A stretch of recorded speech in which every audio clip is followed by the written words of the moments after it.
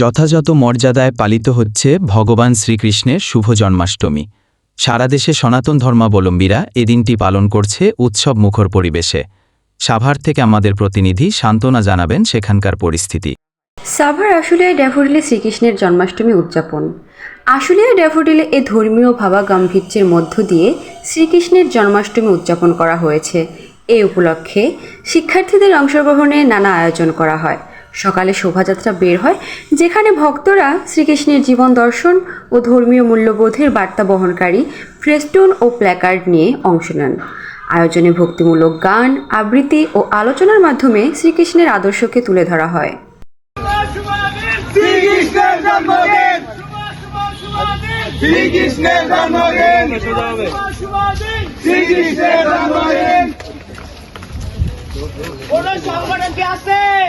কৃষ্ণ হরে কৃষ্ণ, কৃষ্ণ কৃষ্ণ হরে হরে, হরে রাম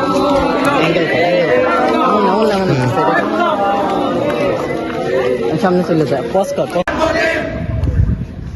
শুভ শুভ শুভ দিন, শ্রীকৃষ্ণের জন্মদিন, শ্রীকৃষ্ণের জন্মদিন, শুভ শুভ শুভ দিন।